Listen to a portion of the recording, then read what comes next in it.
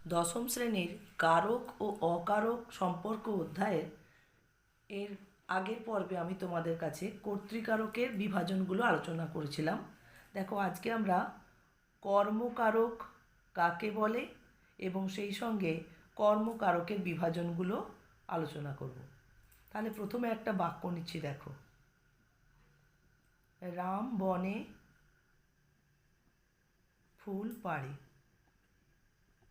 এই বাক্যের ক্রিয়া হচ্ছে পাড়ে। এই পাড়া ক্রিয়াটা কে সম্পন্ন করছে? না, রাম। তাহলে রাম হচ্ছে বাক্যের কর্তা। কর্তা যাকে আশ্রয় করে এই পাড়া ক্রিয়াটা সম্পন্ন করছে সেটি হচ্ছে বাক্যের ফুল। ফুলকে কেন্দ্র করেই রাম কর্তাটি ক্রিয়া সম্পন্ন করছে। তাহলে কর্তা যাকে আশ্রয় করে ক্রিয়াটি সম্পন্ন করে সে হচ্ছে বাক্যের কর্ম। তাহলে ক্রিয়াপদের সঙ্গে কর্মবাচক পদের সম্পর্ককে বলে কর্মকারক। আবার দেখো, অনেক সময় আমরা এমনও বাক্য বলি যেখানে কোনো কর্মবাচক পদ থাকে না।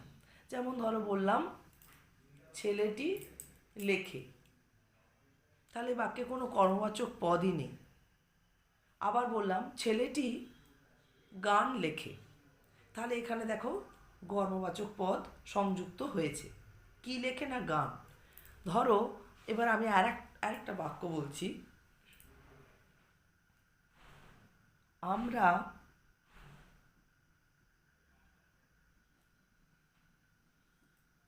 দেশকে মা মনে করি। এই বাক্যের ক্রিয়া হচ্ছে মনে করি, এটি ক্রিয়া।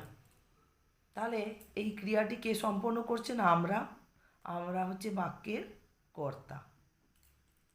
আচ্ছা, আমরা এই কর্তা মনে করি ক্রিয়াটা কাকে কেন্দ্র করে সম্পন্ন করছে বা কাকে আশ্রয় করে? না, দেশকে আর মা। আমরা কাকে মনে করি, কি মনে করি? তাহলে এখানেই বুঝতে পারছো যে ক্রিয়াকে দুভাবে প্রশ্ন করলে কর্মবাচক পদ পাওয়া যায়, কাকে আর কি। আর কর্তা পাওয়া যায় কে দিয়ে প্রশ্ন করলে? ক্রিয়াকে। সব প্রশ্নটাই হবে ক্রিয়াকে কেন্দ্র করে, ক্রিয়াকে প্রশ্নটা করতে হবে। তাহলে বাক্যের কর্তা যাকে আশ্রয় করে ক্রিয়াটি সম্পন্ন করে সে হচ্ছে বাক্যের কর্ম। তাহলে কর্ম নির্ধারণ করতে গেলে ক্রিয়াকে কাকে বা কি দিয়ে প্রশ্ন করলে আমরা যদি বাক্যের পদটি পাই তখন সেই পদে কর্মকারক হয়েছে বলে চিহ্নিত করব। তাহলে দেখো, বাক্যের মধ্যে দেখা যায় যে অনেক সময় কর্মবাচক পদও নেই, আবার অনেক সময় দেখা যায় যে কর্মবাচক পদ একটি রয়েছে, আবার কর্মবাচক পদ দুটিও থাকতে পারে। তাহলে বাক্যের কর্তা যাকে আশ্রয় করে ক্রিয়াটি সম্পন্ন করে সে বাক্যের কর্মবাচক পদ। ক্রিয়াপদের সঙ্গে কর্মবাচক পদের সম্পর্ককে বলে কর্মকারক, এবং ক্রিয়াপদকে কাকে বা কী দিয়ে প্রশ্ন করলে কর্মবাচক পদ আমরা নির্ধারণ করতে পারি। এরপরে চলো আমরা কর্মকারকের বিভিন্ন ভাগগুলো আলোচনা করছি। তাহলে প্রথমেই আসছে তোমার উদ্দেশ্য কর্ম ও বিধেয় কর্ম।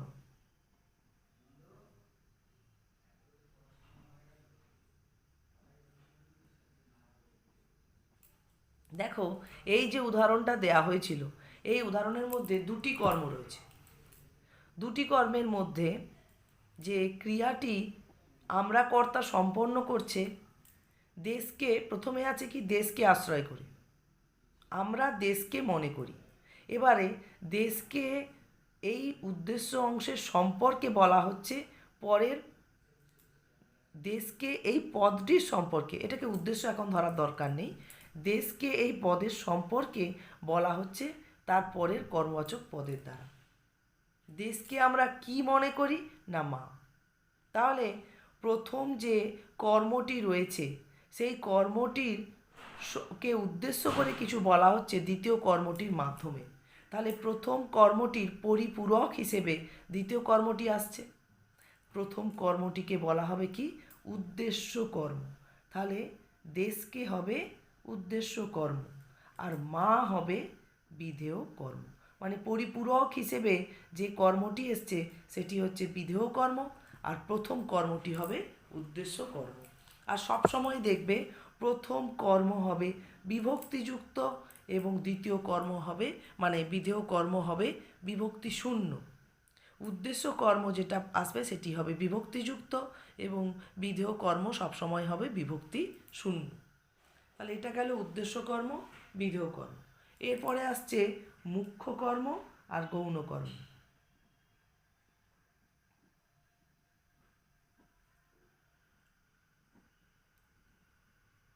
এই উদাহরণটিতেই দেখো দুটি কর্ম রয়েছে। এর মধ্যে একটি হচ্ছে অপ্রাণীবাচক বা বস্তুবাচক, আর একটি হচ্ছে প্রাণীবাচক। তাহলে অপ্রাণীবাচক বা বস্তুবাচক কর্মকে বলা হবে মুখ্য কর্ম। তার মানে এখানে দেশকে হচ্ছে মুখ্য কর্ম, আর যেটা মা সেটি হচ্ছে এখানে গৌণ কর্ম। বোঝা গেল?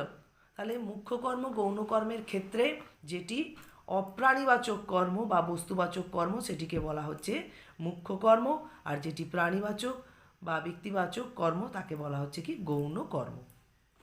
আর একটি ভাগ গেল। এরপরে দেখো আমরা কর্মের ভাগের মধ্যে পাবো সমধাতুজ কর্ম।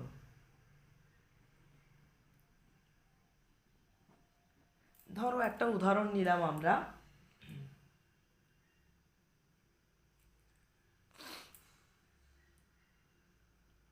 গান গায়। তাহলে এই যে গায়, এটা বাক্য। এই গান গায় বাক্যের গায় ক্রিয়াটা যে ধাতু থেকে নিষ্পন্ন, অর্থাৎ ধাতু হচ্ছে এখানে গই, গই ধাতু, সেই একই ধাতু থেকে নিষ্পন্ন হয়েছে কর্মবাচক পদ। তাহলে এটি হচ্ছে সমধাতুজ কর্ম। তাহলে বাক্যের ক্রিয়া যে ধাতু থেকে নিষ্পন্ন, সেই ধাতু থেকেই যদি ওই বাক্যের কর্মবাচক পদ নিষ্পন্ন হয় তখন সেই কর্মকে বলে সমধাতুজ কর্ম। আচ্ছা, এরপরে দেখো উহ্য কর্ম একটা থাকে। উহ্য কর্ম বলতে কি বোঝাবে? যেমন উহ্য কর্তা ছিল, তোমার সমধাতুজ কর্তাও ছিল। আচ্ছা, উহ্য কর্মের ক্ষেত্রে কি অনেক সময় দেখা যাবে কি ক্রিয়ার কর্মই বাক্যে উপস্থিত নেই, উহ্য রয়েছে। এক্ষেত্রে বাক্যের ব্যবহার দেখে আমরা মানে কর্মবাচক পদটিকে অনুমান করে নিতে পারি। তখনই সেই বাক্যের যে কর্মটি উহ্য রয়েছে বলে আমরা বলব। যেমন যখনই আমরা বলছি, ধরো যে আকাশের চেহারা দেখে মনে হচ্ছে আজ খুব ঢালবে। তাহলে কি ঢালবে? এখানে জল, এই সম্পূর্ণ কর্মবাচক পদটিকে আমরা উহ্যই রেখে দিয়েছি, কিন্তু বাক্যের মধ্যে এই কর্মের উপস্থিতিটা রয়েছে। ধরো আমি লিখলাম আকাশের অবস্থা দেখে মনে হচ্ছে আজ খুব ঢালবে।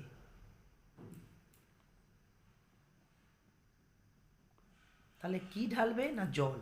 সেই জল কর্মবাচক পদটি এখানে উহ্য, উহ্য কর্ম। বুঝেছ? তা জল এই কর্মবাচক পদটি এখানে উপস্থিত নেই, কিন্তু আমরা বাক্যটি দেখার পরই বুঝে নিতে পারছি যে এখানে কর্মবাচক পদটি কি থাকবে বা কি আছে। উপস্থিত না থাকলেও এর মধ্যে রয়েছে। আচ্ছা, এরপরে দেখো আছে অক্ষুণ্ণ কর্ম। অক্ষুণ্ণ কর্ম বলতে কি বোঝায়?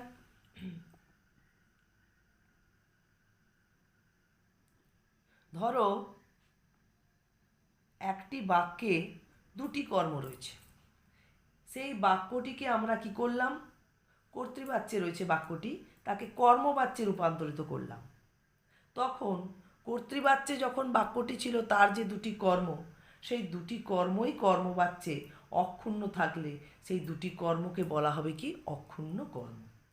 যেমন ধরো বললাম বাবা ছেলেকে চিঠি লিখেছেন। বাবা ছেলেকে চিঠি লিখেছেন। এই বাক্যটি রয়েছে কর্তৃবাচ্যে। আমি বাক্যটাকে কর্মবাচ্যে নিয়ে যাচ্ছি, তাহলে কি হবে? তোমরা ইংরেজিতে যেটা ভয়েস চেঞ্জ করেছো, এটা তোমাদের বাচ্য চ্যাপ্টারটা একদম শেষে রয়েছে, তাই এখন এটা একটু ডিটেলস যাচ্ছি না, তবু মোটামুটি একটু বোঝো যে বাবার দ্বারা ছেলেকে চিঠি লেখা হয়েছে। এটা হলো কর্মবাচ্যে বাক্যটি রূপান্তরিত। দেখো তাহলে যখন বাক্যটি কর্তৃবাচ্যে ছিল তখন ছেলেকে চিঠি দুটি কর্ম ছিল, আবার যখন বাক্যটিকে আমরা কর্মবাচ্যে রূপান্তরিত করলাম একইভাবে দুটি কর্ম বর্তমান রয়েছে, তাই এগুলি হচ্ছে কি অক্ষুণ্ণ কর্ম। আচ্ছা, এর পরের ভাগ অক্ষুণ্ণ মানে ক্ষুণ্ণ না হওয়া বা পরিবর্তিত না হওয়া, একইভাবে থেকে যাওয়া। আচ্ছা, এর পরের ভাগ দেখো কর্মে বিপ্সা। কর্মে বিপ্সার একটি দৃষ্টান্ত দাও। ধরো আমি বললাম বাক্যটা যে জনে জনে জিজ্ঞেস করে জানলাম। জনে জনে জিজ্ঞেস করে জানলাম। তাহলে এই বাক্যে কাকে জিজ্ঞেস করে জানলাম? এখানে তো কর্তা উহ্য আছে। আমি জনে জনে জিজ্ঞেস করে জানলাম, কর্তা নেই। তাহলে এই জানলাম যে ক্রিয়াটা কাকে আশ্রয় করে হলো? কাকে, অর্থাৎ জনে জনে। দেখো কর্মবাচক পদের দুবার পর পর ব্যবহার হয়েছে, এটাকে বলছে কি কর্মে বিপ্সা। যখন কর্মবাচক পদের পুনরাবৃত্তি ঘটে তখনই কর্মে বিপ্সা সংঘটিত হয়। এরপর ধরো উপবাক্যীয় কর্ম। উপবাক্যীয় কর্ম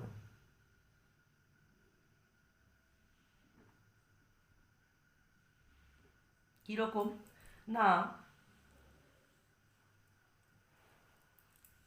পরাধীন ভারতের ইতিহাস প্রত্যেকের জানা উচিত। ধরো বললাম বাক্যটা পরাধীন ভারতের ইতিহাস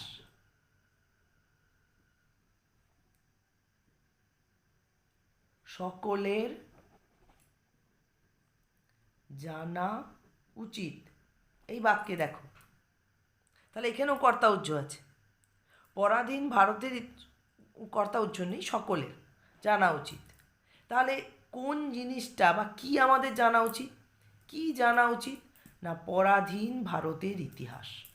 এই পুরো অংশটা হয়েছে এখানে কর্ম। এটাকে আমরা দেখো একটা পরাধীন ভারতের, এটি একটি উপবাক্য। এখানে উপবাক্য অংশটাই কর্ম হয়েছে বলে একে উপবাক্যীয় কর্ম বলে চিহ্নিত করা হচ্ছে। এরপরে অনেক সময় হয় বাক্যাংশ কর্ম। বাক্যাংশও কর্ম হয়। যেমন ধরো একটা উদাহরণ বললাম,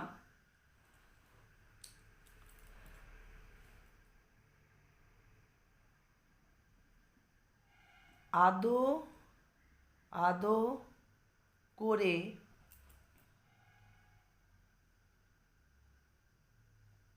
কথা বলা। আমি পছন্দ করি না। তাহলে কর্তা আমি, করি না বা পছন্দ করি না। কি পছন্দ করি না? আদো আদো করে কথা বলা। দেখো এটি একটি বাক্যাংশ, এটি কিন্তু একটি বাক্যাংশ, আর এটি ছিল একটি উপবাক্য। তাহলে এখানে বাক্যাংশটাই দেখো কি প্রশ্ন দিয়ে ক্রিয়াকে পাওয়া যাচ্ছে, সেটি কর্মের ভূমিকায় রয়েছে, তাই একে বাক্যাংশ কর্ম বলে চিহ্নিত করা হবে। আর একটি হয় কর্মের প্রয়োগ স্বরূপ, যে অসমাপিকা ক্রিয়ারূপী কর্ম। অসমাপিকা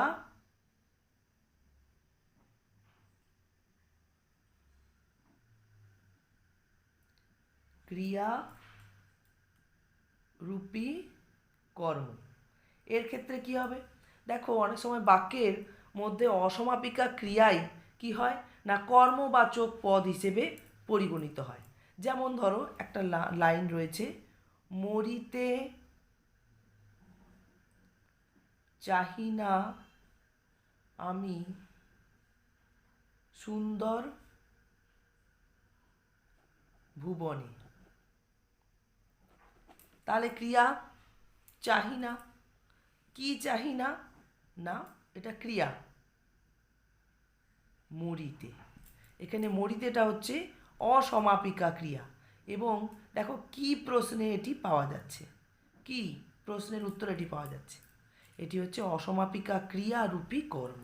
এখানে অসমাপিকা ক্রিয়াটি কর্মে পরিগণিত হয়েছে। তাহলে মোটামুটি আমরা কর্মের শুরু থেকে যে ভাগগুলো দেখলাম একবার একটু দেখে নাও।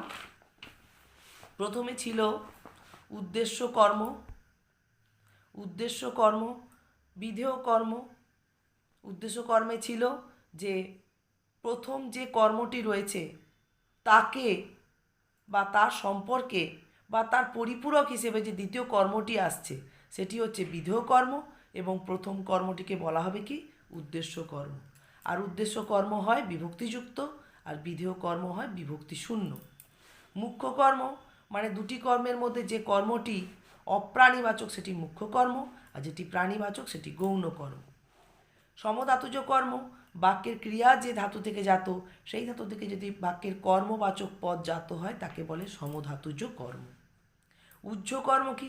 বাক্যের মধ্যে কর্মবাচক পদটি উপস্থিত না থাকলেও বাক্যের গঠন অনুসারে আমরা কর্মবাচক পদটি বুঝে নিতে পারি, সেই বাক্যের কর্মকে বলা হবে উহ্য কর্ম। অক্ষুণ্ণ কর্ম কি না বাক্য যখন কর্তৃবাচ্যে আছে তখন সেই বাক্যে যদি দুটি কর্মবাচক পদ থাকে সেই বাক্যটিকে কর্মবাচ্যে রূপান্তরিত করলেও যদি দুটি কর্মবাচক পদ অক্ষুণ্ণ থাকে তখন সেই কর্ম দুটিকে অক্ষুণ্ণ কর্ম বলে পরিগণিত করা হবে। তারপরে দেখো কর্মে বিপসা, অর্থাৎ কি না কর্মবাচক পদের পুনরাবৃত্তি ঘটলে তাকে কর্মে বিপসা বলে অভিহিত করা হয়। উপবাক্য যখন কর্ম হিসেবে পরিগণিত হয় তাকে উপবাক্যীয় কর্ম বলে, আর বাক্যাংশ কর্ম হিসেবে পরিগণিত হলে তাকে বাক্যাংশ কর্ম। আর বাক্যে অসমাপিকা ক্রিয়ায় যদি কর্মে রূপান্তরিত হয় তখন তাকে বলা হয় অসমাপিকা ক্রিয়ারূপী কর্ম। তাহলে কর্মের এই ভাগগুলো তোমরা প্র্যাকটিস করো, এরপরে আমরা করণকারক আলোচনা করব।